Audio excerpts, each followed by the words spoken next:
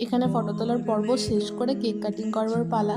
তার মাঝখানেই হচ্ছে এখানে সব ভিডিওসগুলো করে নিচ্ছিলাম আমি টুকটুক টুকটুক করে। মানে সবাই ফটো তুলছিল আর আমি ভিডিওস করছিলাম। এরই মাঝে দিদির কেক কাটবার পালা চলে এসেছে। আর এখানে দেখো বাতি জ্বালিয়ে দিয়েছে। এবার বাতি জ্বালাবার পর তো একটা পোজ অবশ্যই বানতা হ্যায়। মানে এই এই ফটোটা আমার সবথেকে ভালো লাগে, যেটা ওই মোমবাতির আলোতে যে ছবিটা আসে সেটা জাস্ট ওয়াও লাগে। আর দেখো স্পেশাল মানুষকে স্পেশাল মানুষ ছবি তুলে দিচ্ছে ওদের। জানি জানি তোমরা একই জিনিস বারবার দেখছো বলে বোর তো হবেই, বাট আমি না এর মাঝেও অনেক ক্লিপ কেটেছি।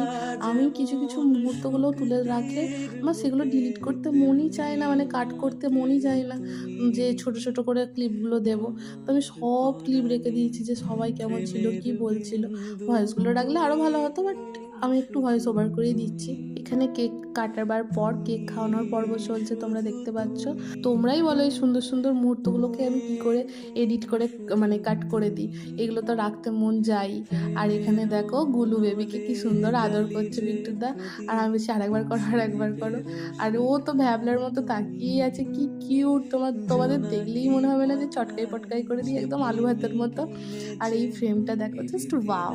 আমার তো দেখেই দিল খুশ হয়ে গেছে।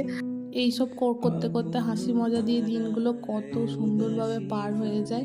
আর এখানে দেখো স্পেশাল পার্সনকে কেক খাইয়ে দিচ্ছে আমার দিদি স্পেশাল পার্সন। আর এখানে ফটো তোলা চলছে। আর এই সুন্দর সুন্দর মুহূর্তগুলোর জন্যই আমাদের বেঁচে থাকা, আমাদের এই যে এত খারাপ লাগার মধ্যে এই ভালো লাগাগুলোই তো আমাদের বেঁচে থাকার রসদ। আর আমাকে দেখো গাইজ, আমি যা মোটা হয়েছি তোমরা চিন্তা করতে পারবে না। আমি আরও মোটা হয়ে গেছি। আমি নিজের ধ্বংসের জন্য নিজেই দায়ী। আবার আমি কত গর্ব করে বলছি, আমার মা যদি এই ভিডিওটা দেখে না, মানে খবর আছে আমার। যাই হোক, আর এখানে দেখতে পাচ্ছ মানে বার্থডে সব কিছু সেলিব্রেটের পর আসর পুরো জমে উঠেছে। দারুণ গল্প হচ্ছিল, মানে কারোরই মন চাইছিল না যে গল্পটা ছেড়ে উঠি, কিন্তু রাত তো বেশ বাড়ছে, সবাইকেই বাড়ি ফিরতে হবে। অ্যান্ড আমিও এই দিন বাড়ি ফিরে চলে এসেছিলাম, মানে থাকিনি আর কি। তার জন্য রাগারাগিও করে ওরা অনেক সবাই, যে কেন থাকিস না, কেন তুই থাকবি না। বাট আমার একটু রাত্রির বেলাটা আমি বাড়িতেই কমফর্ট ফিল করি। আর যেহেতু কাছে বাড়ি তার জন্যই আমি চলে আসি রাত্রির বেলা। এই দেখো খেতে বসে পড়েছি। আর এখানে রনিতা কিশমিশ কাজু এসব কী সব বাজছিল, সব নিয়ে মজা করছিলাম। তারপর আমাদের খাওয়া দাওয়া কমপ্লিট করে বাড়ি চলে এসেছিলাম। আর মেনুতে ছিল রাইস, চিকেন, আমার ছিল মাটন, তারপর চাটনি, পাঁপড়, মিষ্টি, আর মায়ের হাতে স্পেশাল পায়েস।